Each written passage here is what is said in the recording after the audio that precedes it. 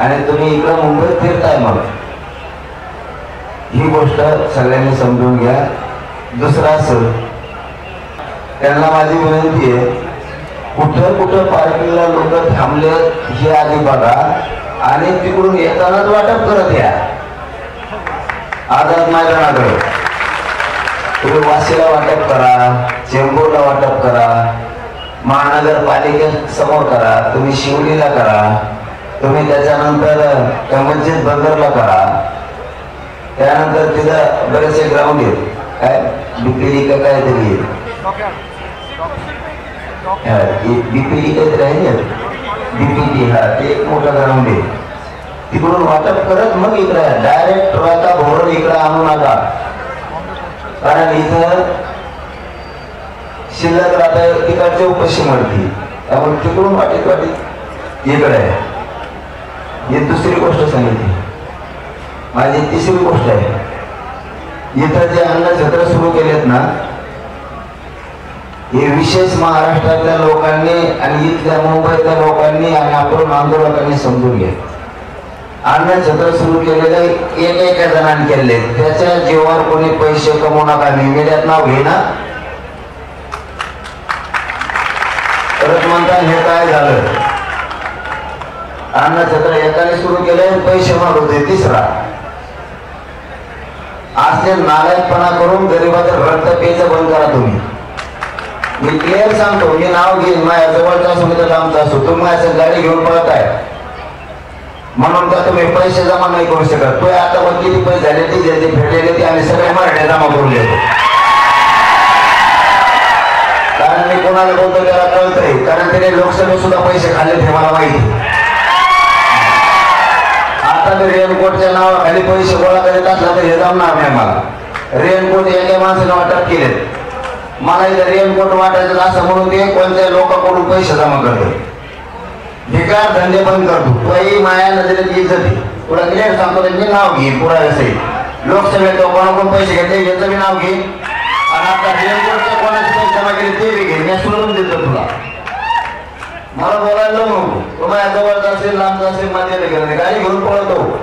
तुला काही घेऊन पळ मानलेलं नाही. तुम्हाला जीवाचा विश्वासाचा म्हणून घेऊन पळतो, आणि डिझेल टाकून पळतो म्हणजे विश्वासाचा घात होऊन द्यायचा नसतो. मी जाण्यासाठी कसं विश्वास कमी तो डिझेल किती झाला आतापर्यंत या गाडीचं भाडं सांग, 1 मिनिटात महाराष्ट्रातल्या द्यायला लावतो. नाव खराब होतं तुमच्या असल्या नालायकपणामुळं. म्या मागायला लावले ते असं होतं. आणि महाराष्ट्रातल्या मराठ्याला सांगतो, आता 1 रुपया सुद्धा कोणाला द्यायचा नाही. तुम्ही दिले असते आज रात्री तुमचे पैसे मागायला मागा. समजलंय का? महाराष्ट्रातल्या मराठ्यांना या पत्रकार परिषदेच्या आणि पत्रकार बांधवाच्या माध्यमातून जाहीर सांगतो, जेवणाला कोणाला छत्र्या वाटायच्या असतील, कोणाला रेनकोट वाटायचे असतील, तो या गाडीचा मासूद वाटेव म्हणा, आम्ही 1 रुपया देत नाही तुला. आणि आम्हाला रेनकोट छत्र्याची गरज नाही, आमचा पावसात सोडतो. हे दुकानदार आता बंद केलेत नाही. समाजाच्या जीवावर फायदे आणणारे हे बंद करून टाकले. यांना समाजाच्या जीवावर पैसे कमायचे ते तेच बंद केले. पण यांचा हळूहळू माझ्या संग राहून काहीच सुरू आहे. तर मी भारतीचे नाव सांगून देतो, आईचा देव मला होईल. तुला वाटतं संगीत दादा आहे, भात आहे, इथं लोक पायाकडे ढोपरीत असते धरून. दादा नाही, भादा नाही, काही नाही. मग आम्ही इज्जत देतो ते सांभाळ. तुला पुन्हा एकदा सांगतो, आम्ही इज्जत देतो ते सांभाळ. सगळ्याला पोटभर ताकदवर असते तेवढे, असं काही नाही. कोण दादा नसतो काय नसतो, फक्त इज्जत करीत असते प्रत्येक जण प्रत्येकाला खंबीर असतो. मग कुणी लिहायचं त्याचं नसतं इथं, हे ध्यानात ठेवायचं सगळे. पुन्हा एकदा सांगतो शेवटचं, महाराष्ट्रातल्या मराठ्यांनी कोणालाही पैसे द्यायचे नाही. आपण आपलं काय करायचे, गरिबाची सेवा तुम्ही येऊन करा, किंवा तिकडून पाठवलं तर येताना आता ट्रका लोक भरून आणायला लागले. तुम्ही सांगत आहे का नाव? पैसे काढले काय करते, समाज मोठा करायला तिला सोडून छापायचंच बघत आहे. आम्हाला वाटलं काही माझ्या पडत होतं काय नू. जनधन बैंक खाता ना होता तो बीमा ना होता, बीमा ना होता तो आज उद्यापासून मी आता काल आज पाणी पिलो, उद्यापासून पाणी पिणी सगळं उपोषणाचं मी बंद करणार. सरकार मागण्याची अंमलबजावणी करत नाही, त्याच्या लक्षात येत नाहीये. त्यामुळे उद्यापासून मी पाणी बंद करणार आहे. आमरण उपोषण कडक सुरू करणार. उद्यापासून पाणी सुद्धा बंद. आणि 5वा मुद्दा, मराठा समाजाच्या एकाही पोरानं दगडफेक अमुक तमुक करायचं नाही. समाजाला खाली मान घालावं लागेल असं एकही पाऊल कोणी उचलायचं नाही. सगळ्यांनी शांत राहायचं. त्यांना किती आपल्यावर अन्याय करू द्या, अत्याचार करू द्या, मला तुमच्याकडून शांतता पाहिजे. काही करून तुम्हाला मी आरक्षण देणार आहे, त्याशिवाय मुंबई सोडणार नाही. हे शब्द आहे माझा. फक्त तुम्ही शांत राहा. मुख्यमंत्र्यांच्या घरी बैठक झाली. शांत बस. काल मुख्यमंत्र्यांच्या घरी बैठक झाली. विखे पाटील आणि ते उपसमितीचे सगळे लोक होते. लवकरात लवकर तोडगा काढावा असे आदेश मुख्यमंत्र्यांनी दिले. आणि त्यामुळे आता उपसमितीची तातडीची बैठक सुरू आहे सध्या. आता तुम्ही म्हणताय म्हणून आम्हाला माहित झालंय, नाही तर आम्हाला माहित नाही. काल जर मुख्यमंत्र्यांच्या घरी बैठक झाली आणि मुख्यमंत्र्यांनी जर असे आदेश दिले की तातडीनं मार्ग काढा, तर मग ज्यांना सांगितलं ते का काढत नाही? हे तुम्ही म्हणताय म्हणून आम्हाला माहित झालं. त्यांनी जर उपसमितीला मंत्रिमंडळाच्या त्यांना जर सांगितलं की रात्रीच की तुम्ही तातडीनं हा मार्ग काढा, हे का काढत नाही? आता बैठक सुरू असते. हे बैठक हमेशा सुरू असतात. गेले बंगाऱ्याने मार्ग काढून लोकांच्या मनात जे काही हे गरीबाचे ते सोडून द्यायचे. एक मिनिट. राज ठाकरे असं म्हणाले की वाशिममधून जरांगे का मागे गेले हे फक्त शिंदे साहेबांना माहिती आहे. शिंदे साहेब का बोलत नाही? मराठा आरक्षणाचं काय झालंय शिंदेना माहिती आहे. शिंदे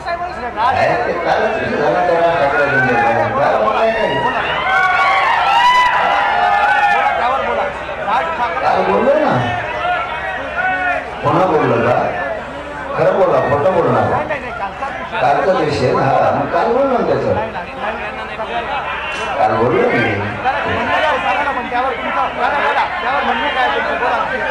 मी म्हणणं माझं राज ठाकरे यांच्या कालच सांगितलं की समाजाच्या राज्यातल्या म्हणणं आहे तर दोघं भाऊ चांगले आहेत, ते ब्रँड चांगला आहे. पण ह्यो विनाकारण मराठीच्या प्रश्नाच्या मध्ये पडतो. त्याला आम्ही कधी विचारलं का तुला 11 ते 13 आमदार निवडून दिले आणि ते पळून गेले, त्याच्यानंतर तू आमच्या मराठवाड्यात कमा आला, आम्ही तुला विचारलं का? तू काल पुण्यात कमा आला, तुला विचारलं का? तो हे नाशिक सासरवडी, तू 50 बाऱ्या नाशिकला कमून येतो, आम्ही तुला विचारलं का? एक दिवस लोकसभेला सुद्धा तो हा गेम केला त्याच फडणवीसनं. त्याच्यानंतर विधानसभेत तो पोरग पाडलं तेनीच, तरी तो त्याच तुरण ओढितो, तो पोरग पाडलं. हे म्हणजे हे राज ठाकरे म्हणजे असं आहे, मानाला भुकालेलं पोरग आहे. त्याच्या घरी नुसतं फडणवीस चहा पिऊन गेला की सगळा पक्ष बरोबर झाला तरी त्याला चालतो. असलंय कुचक्या कारणाचं म्हणतात आमच्या खेड्यात, कुचक्या कारणाचं. चंद्रकांत दादा पाटील असं म्हणतात आत्ताची ही सगळी जी धडपड सुरू आहे ही ओबीसी आरक्षणाची धडपड येणाऱ्या पंचायत समिती आणि जिल्हा परिषदेच्या निवडणुकीसाठी सुरू आहे. पण त्यांना हे माहीत नाही, जोपर्यंत व्हॅलिडिटी होत नाही तोपर्यंत हे होऊ शकत नाही. चंद्रकांत दादा पाटलाला म्हणा आम्ही मधल्या काळात तुम्ही पोरांचं चांगलं काम केल्यामुळं बोलायचं कमी केलं, तू नीट राह. तू उपसमितीचा अध्यक्ष होता, तोच व्हॅलिडिटी रोखल्या होत्या हे आम्हाला माहिती. मराठीच्या शिया खाऊ नको, इथून पुढे बोलू नको चंद्रकांत पाटलाला म्हणा, नाही तो हा नेटोबा मराठी काढतील. मग कारण या चंद्रकांत पाटलानेच आमच्या व्हॅलिडिटी रोखून धरल्या होत्या मुख्यमंत्र्यांच्या सांगण्यावर, ते आम्हाला चांगला माहिती. त्यामुळे इथून पुढे वचवच करू नको, कारण तो काय लांब नाही. कोल्हापूर म्हणजे तो आमच्या घरात घराण्याच्या काशात येतो, हे त्यांना ठेवून. मुंबईला वेटीस धरणं आहे असं म्हणतात चंद्रकांत. हे आंदोलन चंद्रकांत पाटला काय बोंगर येते त्याला करायचं ठेवलं असतं का, त्याच्यामुळे त्याला काढून टाकले. EWS आरक्षण खरं आहे. EWS चं आरक्षण खरं आहे. मागासवर्गीय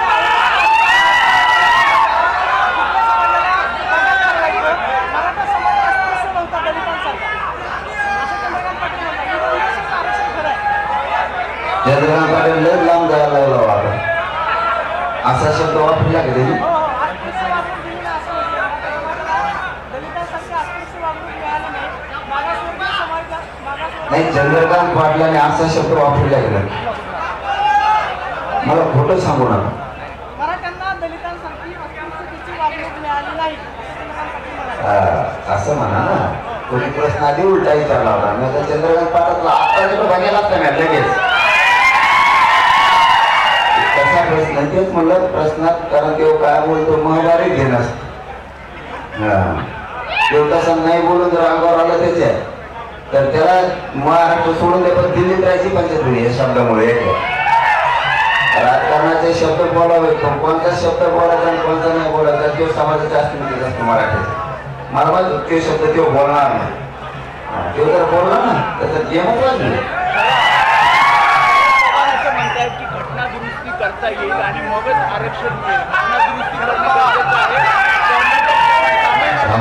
तामिळनाडूप्रमाणे सुद्धा आरक्षण देता येईल, त्यासाठी घटना दुरुस्ती करणं गरजेचं आहे असं शरद पवार म्हणतात. तुम्हाला काय करायचं त्याला आम्हाला देणं घेणं नाही. ओबीसीत मराठा आहे, ओबीसीतून आरक्षण पाहिजे, त्याशिवाय मी आणि मराठी मुंबई सोडित नसते. तुम्हाला शनिवारी रविवारी महाराष्ट्रातला मराठा घरी नसतो. तुम्ही स्वतः कॅमेऱ्यावर बघणार, हे पण ध्यानात ठेवा. मला ती दिवस उभं देऊ नका. कारण आम्ही एकदा इकडून सांगितलं का शनिवारी या म्हणून रविवारी या, तर तुम्हाला सांगतो मुंबईत सोडा, पण इथून 100-200 किलोमीटर मागं उभा राहावं. आपण जे बोलतो ते करतो. तुम्ही फक्त मोठे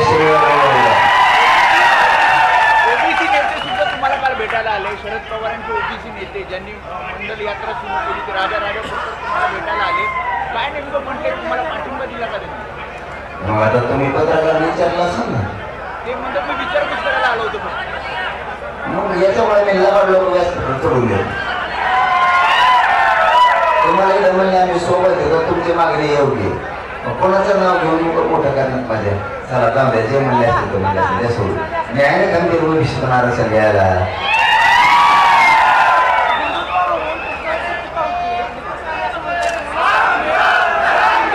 हा बरे कोण म्हणलं? कोण? चिचुंदरी. चिचुंदरीचे का पाय मोजले का तुम्ही? तिला 4 पाय आहेत, किती मिळत लागत नाही त्याची गाठ पडली. आणि चिचुंदरी लाल असते, लाल. ऊन पडलं तरी लाल, हिवाळा असला तरी लाल, आणि पावसाळा असला तरी लाल. आणि काय म्हणते हे सुद्धा कळत नाही. चिचुंदरी नुसती आडत चलत, नुसती आडत चलत. त्यामुळे ते त्याचा दोषच नाही. एकदा आंदोलन संपू द्या. निलेश साहेबाला दादाला सांगितलं तुम्ही याला आवडा, एकदा आंदोलन संपू द्या, त्याच्यात बघतोच किती कमी.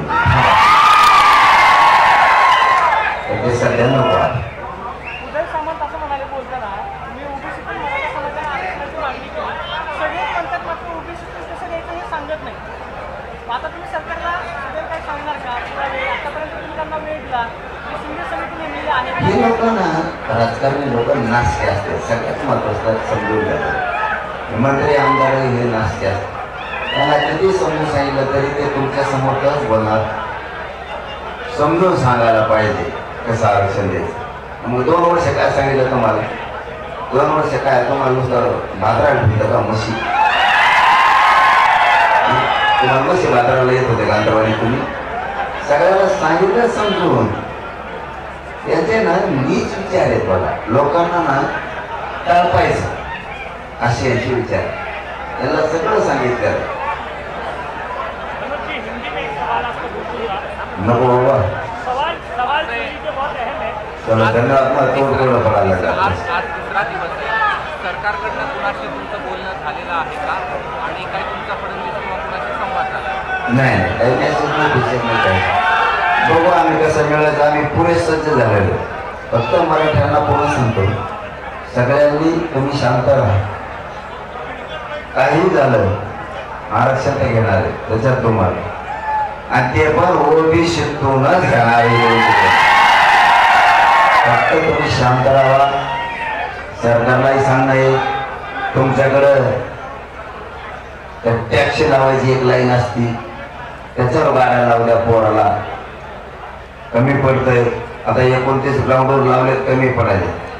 तुम्हीच पत्रकार बांधव सांगता ना, मला माहित नाही ते आपल्या साहेबांनी उघड पळून गेलेली पडले काय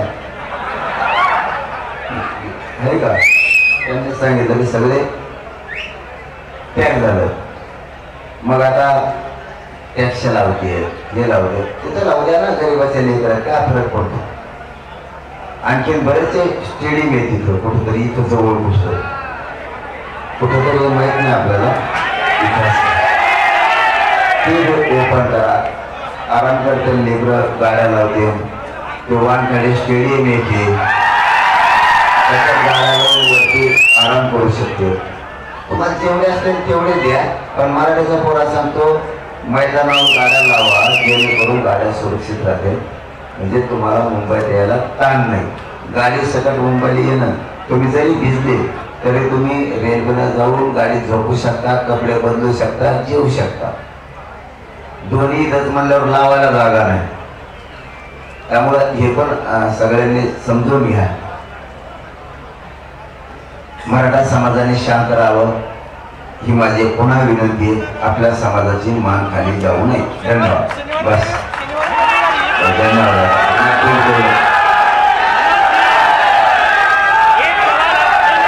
मला नाही बोलता हिंदी.